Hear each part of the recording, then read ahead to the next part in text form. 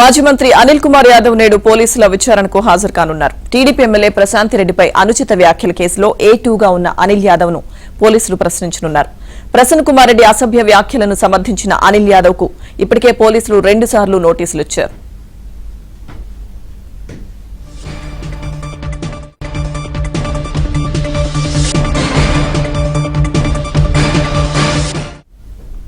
అనిల్ కుమార్ యాదవ్ పోలీసుల విచారణకు సంబంధించిన పూర్తి అప్డేట్స్ మా ప్రతినిధి మహేష్ అందిస్తారు. మహేష్. లక్ష్మీదుర్గ ప్రధానంగా ఈ రోజు మాజీ మంత్రి అనిల్ కుమార్ యాదవ్ పోలీసు విచారణకు హాజరు కావాల్సి ఉంది. మొదట కోవూరు పోలీస్ స్టేషన్ లో విచారణ ఉంటుందని చెప్పి పోలీసులు చెప్పుకొచ్చారు. కానీ ఆ ప్లేస్ ని నెల్లూరు రూరల్ DSP కార్యాలయానికి మార్చడం జరిగింది. అయితే ఇప్పటికే అనిల్ కుమార్ యాదవ్ చెప్పడం జరిగింది మీడియా సమావేశంలో 4వ తేదీ విచారణకు హాజరవుతారని. ఈ నేపథ్యంలో 10 గంటలకు అనిల్ కుమార్ యాదవ్ DSP కార్యాలయానికి వచ్చే అవకాశాలు ఉన్నాయి. ప్రధానంగా చూస్తే మాజీ మంత్రి మాజీ ఎమ్మెల్యే నల్లపరెడ్డి ప్రసన్న కుమార్ రెడ్డి మహిళా ఎమ్మెల్యే వేమిరెడ్డి ప్రశాంత్ రెడ్డిపై అనుచిత వ్యాఖ్యలు చేసిన విషయం తెలిసిందే. ఈ కేసులో అనిల్ కుమార్ యాదవ్ A2గా ఉన్నారు. మొదట ప్రసన్న కుమార్ ఇవన్నీ కూడా వ్యాఖ్యలు నేను సమర్థించుకున్నాను అని చెప్పి ఆయన అనుచిత వ్యాఖ్యలు చేయడమే తప్పు, దాన్ని హైకోర్టు కూడా తప్పు పట్టింది. అయితే ఆ వ్యాఖ్యలు నేను సమర్థించుకున్నానని చెప్పి ప్రసన్న కుమార్ రెడ్డి చెప్పారు. ప్రసన్న కుమార్ రెడ్డి చెప్పినటువంటి వ్యాఖ్యలు చేసినటువంటి వ్యాఖ్యలు నేను కూడా సమర్థిస్తున్నాను, అందులో తప్పే ఉందని చెప్పి అనిల్ కుమార్ యాదవ్ కూడా చెప్పడం జరిగింది.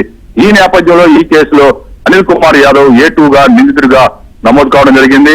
ప్రధానంగా ఈ అంశం పైన రాష్ట్ర వ్యాప్తంగా కూడా చర్చ జరుగుతుంది.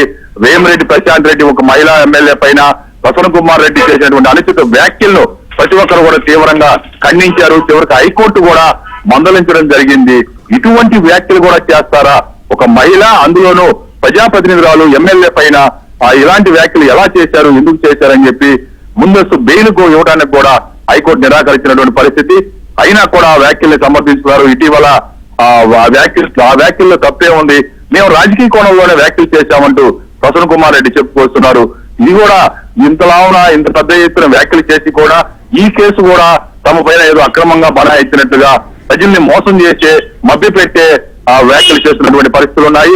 మొత్తం మీద ఈ రోజు అనిల్ కుమార్ యాదవ్ దీనికి సంబంధించి పోలీసుల విచారణలో వాళ్ళు ఏం అడుగుతారు, ఏం చెప్పబోతున్నారు అనే దానిపైన జిల్లా వ్యాప్తంగా కూడా చర్చనీయాంశంగా మారింది. ఈ కేసులో మొత్తం 6 మంది నిందితులు ఉన్నారు. ఇప్పటికే ప్రసన్న కుమార్ రెడ్డితో పాటు 3 పోలీసులు విచారించడం జరిగింది. అనిల్ కుమార్ యాదవ్ చలపతి, వీరి చలపతి, ఈయన ప్రసన్నకి ముఖ్య అనుచరుడు, వైసీపీ ముఖ్య నేత. ఈయనైతే పరారీలో ఉన్నారు. ఈ రోజు వస్తారా రారా అనేది కూడా సందిగ్ధత నెలకొని ఉంది. అనిల్ కుమార్ యాదవ్ అయితే ఇవాళ ఈ కేసులో వచ్చే అవకాశాలు ఉన్నాయి విచారణకి. మరి కాసేపట్లో 10 గంటలకి విచారణ ప్రారంభం కాబోతుంది.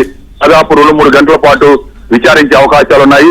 ఈ కేసుకు సంబంధించి ఇప్పటికే ప్రసన్న కుమార్ రెడ్డి మరో 3 విచారించిన పోలీసులు వాళ్ళు అడిగిన క్వశ్చన్లకి లిఖితపూర్వకంగా వాళ్ళ దగ్గర ఆన్సర్లు తీసుకున్నారు. అదే విధంగా అనిల్ కుమార్ యాదవ్ వద్ద కూడా లిఖితపూర్వకంగా ఆన్సర్లు తీసుకునే అవకాశాలు ఉన్నాయి.